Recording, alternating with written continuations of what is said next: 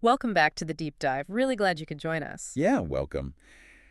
Today, we're getting into something, well, something we all deal with. Hmm. The art of apologizing, specifically in English. It's always a bit tricky, isn't it? Apologizing. Doesn't matter what language, it can feel awkward. Uh-huh. But we want to help you get past just, the basics. How to say sorry politely, sincerely, and sound, well, natural, not like a robot. Exactly. Because in English, it's really nuanced. It's not just one size fits all, I'm sorry. It really depends. Right. So the goal today is to give you some real practical phrases, explain what they actually mean, and crucially, when to use them so you sound like, well, a real human being. Okay, so to get us started, we're going to focus on three really common, really useful phrases. What are they?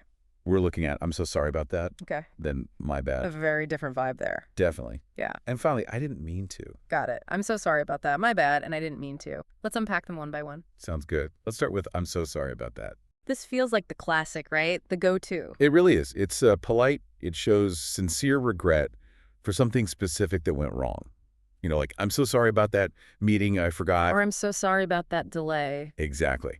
And the great thing is its versatility. You can use it in, well, pretty formal situations or informal ones. With your boss, with your friend. Hmm. It's usually a safe, polite bet. So it adds a bit more weight than just sorry. Yeah, definitely more weight. Sorry can sometimes feel a bit quick, maybe even dismissive depending on the tone. I'm so sorry about that. Feels more considered. But is it always enough? Like if it's a really big deal? That's a good point. While it's super versatile for, say, forgetting something minor or a slight inconvenience, if you've caused a major problem, just saying, I'm so sorry about that, might feel a little light on its own. Okay. You might need to add more, explain, or show what you'll do to fix it. But as a starting point, it's solid. Much better than a simple sorry in most cases. Right, makes sense. Match the apology to the impact. So what about the other end of the spectrum, when things are really casual? Well, that's where our next phrase comes in handy. My bad. Okay, this one feels totally different, much more informal. Oh, absolutely. Yeah. Significantly more casual. It basically just means, oops, that was my mistake, or I messed that up. Like if I don't know, sent the wrong link in a chat. Perfect example. Oops, my bad. Sent the wrong link. Or, my bad, I thought you said Thursday, not Tuesday. Quick, acknowledges fault, moves on. So great for friends, maybe close colleagues you have a relaxed relationship with. Exactly. But here's the really important part. You need to know your audience and the situation. Uh-huh. This is not the phrase for a formal apology. Yeah, Definitely not for a serious mistake at work. right. Like don't tell your manager my bad if you missed a huge deadline because you forgot. Precisely. It would sound way too casual, maybe even like you're not taking it seriously. It implies the mistake wasn't a big deal. So save my bad for minor slip-ups with people you know well. Got it. Keep it casual, keep it minor. Okay, what about the third one? I didn't mean to. This one is really useful because it addresses intention, or rather, the lack of negative intention. So it's like saying it wasn't on purpose. Exactly that. It was an accident, so maybe you bumped into someone. Oh, sorry, I didn't mean to bump you.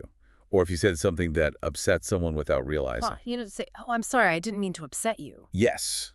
It clarifies that the negative outcome wasn't your goal. It helps soften the apology because you're explaining it was unintentional. Does it ever risk sounding like you're making excuses, though? Like, oh, I didn't mean to, so it's okay. That's a really smart question. It can risk sounding like an excuse if you use it alone, especially if the impact was significant. Hmm. The key is often to pair it with an acknowledgement of the outcome. Like, I'm really sorry I broke the vase, I didn't mean to knock it over, or I didn't mean to interrupt, I'm sorry, please continue. Okay, so you still take responsibility for what happened. Yes. You acknowledge the result was bad, even if the intent wasn't. It shows you understand the impact on the other person. Makes sense. Okay, quick review then. We've got, I'm so sorry about that, your polite, versatile, standard. Then, my bad, super casual, for minor mistakes with friends. And I didn't mean to. Highlights it was an accident. Often good to combine with another apology. You got it. And what's really interesting, as you just touched on, is how often these get used together in real conversation. Yeah, it's not always just one and done, is it? Rarely. For anything more than a tiny slip-up, combining them makes the apology sound much more genuine and more layered. Let's try a quick role play. Imagine you're supposed to meet me for coffee and you're like really late. Okay, so you're waiting. Sighs exaggeratedly. Ugh. Okay, seriously, where are you? We were supposed to meet like 20 minutes ago. My coffee's getting cold. Oh my gosh, I am so sorry about that. The traffic was just unbelievable coming over the bridge. Seriously backed up. Ugh, okay, traffic. But still, 20 minutes. No, you're totally right. Ugh, my bad. I really should have checked the traffic app before I left. I completely underestimated how long it would take. Well, just get here when you can. I'm like literally 2 blocks away now. And honestly, I didn't mean to make you wait this long. That was poor planning on my part. Okay, hurry up though. So, in that little exchange, you can really hear the different phrases working together. Exactly. You heard the, I'm so sorry about that. Yeah. First, that's the immediate, polite acknowledgement of the inconvenience. Right, standard politeness. Then came the, my bad. Yeah. That was the more direct, kind of casual admission of personal fault. Yeah, I messed up the timing. And then the, I didn't mean to make you wait, really softened it, right? It showed it wasn't deliberate neglect. Precisely. It addressed the intent factor we talked about. And that layering, that's really key. Using more than one phrase, when it fits, makes the whole thing feel much more sincere and complete. It shows you've actually thought about it from different angles. It's like you're covering the what happened and the why it happened and the how it affected the other person. Yeah, something like that. It just sounds more human. Okay, so let's talk about boosting fluency. Taking a basic apology and making it sound more natural. Good idea. This is our fluency builder section. So instead of just a flat sorry, which can sometimes sound a bit abrupt. You upgrade to, I'm so sorry about that. It just adds more feeling, more politeness. Okay, and instead of maybe a more formal or slightly stiff, my mistake. If the situation is right, casual, friendly, you can use, my bad.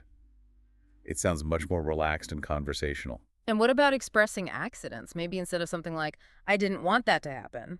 Yeah. I didn't mean to is much more natural for showing something was accidental. I didn't mean to break it. I didn't mean to send that. Great upgrades. And listeners, feel free to pause and repeat those after us to get the feel. I'm so sorry about that. My bad. I didn't mean to. Practice definitely helps it feel more natural when you actually need to use them. Absolutely. Oh, and here's a quick bonus tip while we're on the subject. Ooh, bonus tip. Love these. If you want to add a little extra emphasis, a bit more sincerity, just slip in the word really. Yeah. Like, I'm really sorry about that. Or, I really didn't mean to cause any trouble. It just dials up the intensity a notch. Simple but effective. But maybe a word of caution. Don't overdo it. Exactly. Use it when you genuinely feel that extra regret.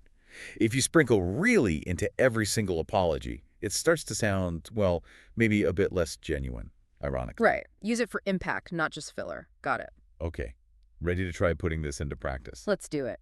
A quick practice exercise for you listening. We'll give you a situation, pause for a second, and you think about what you might say using one of the phrases we discussed. Okay, situation number 1. You're having coffee with a friend, and you accidentally spill some on their notebook. What do you say? Pause.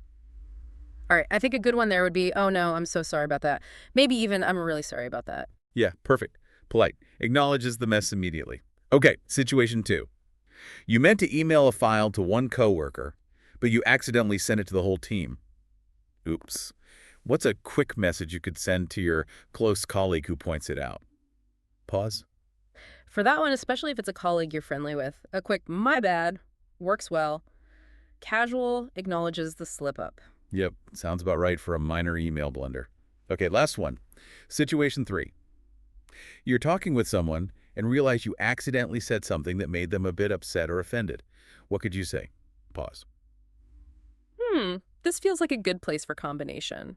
Maybe, oh, I'm so sorry, I really didn't mean to upset you. That's excellent. You've got the apology for the impact, I'm so sorry, and the clarification of intent, I didn't mean to, shows real consideration. Fantastic. Hopefully you found this helpful. It really is about matching the phrase to the feeling and the context. Well, that pretty much brings us to the end of this deep dive. We really hope walking through these phrases, I'm so sorry about that, my bad, and I didn't mean to, helps you feel more confident apologizing naturally in English. Yeah, the main takeaway is don't be afraid to use them.